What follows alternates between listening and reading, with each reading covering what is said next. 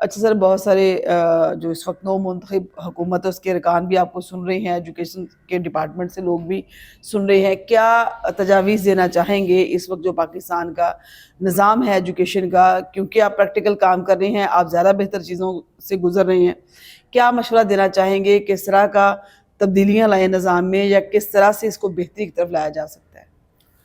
میں سمجھتا ہوں جو ابھی میں نے عرض کیا نا کہ مختلف ممالک میں بھی گئے، اور اگر چلے ہم وہ تو ترقی یافتہ ممالک ہوں گے، وہ تو تہذیب یافتہ لوگ ہوں گے، ان کے پاس وسائل ہوں گے، ہمارے بالکل ہمسایہ ملک میں انڈیا موجود ہے، اور اس کی جو ریشو ہے اس کو آپ کا اور ہمارا موازنہ ہی نہیں ہے کسی صورت میں۔ ایگزیکٹلی ایسے ہی۔ اچھا، اس میں ہمارے ٹیکسز بہت زیادہ ہیں، ان کے ٹیکسز بالکل نہیں ہیں۔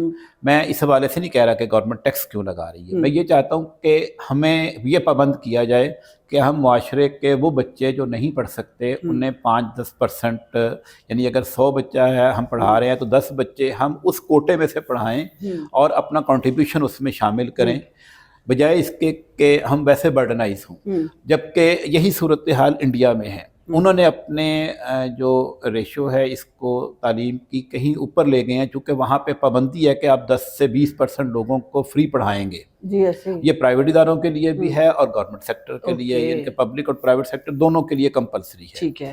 ہمیں اس دھارے میں لایا جا سکتا ہے، ہمیں باقی جگہوں پہ ریلیف دے کے ہمیں یہ پابند کیا جائے کہ جی آپ، ہم ٹیکس نہیں لیتے، آپ اس ٹیکس کے عوض اتنے بچوں کو اس قومی دھارے میں لے کے آئیں۔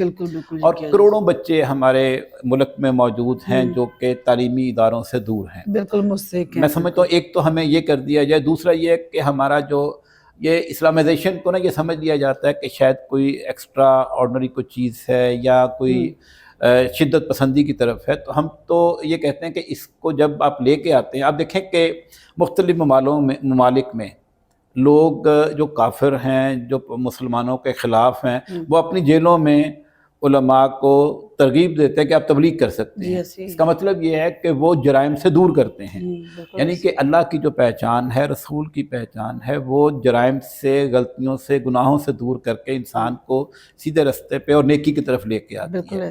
تو ہمیں اپنے نصاب کو، اپنی چیزوں کو، اپنے ملک کے جو ذمہ داران ہیں ان کو اس تربیت کے پروسیس میں گزارنا چاہیے۔ اب حالانکہ بہتر ہوا ہے، ابھی پرائمری سیکشن میں بھی، ایون کالج سیکٹر میں بھی، یونیورسٹی سیکٹر میں بھی اس تربیت کا آغاز ہوا ہے۔ تو یہ الحمدللہ ہم اس کی طرف چلتے ہیں تو ہم اپنے امت کے حوالے سے اور قوم کے لیے ایک اچھا کنٹریبیوشن کر سکتے ہیں۔ ماشاءاللہ سے زبردست سر۔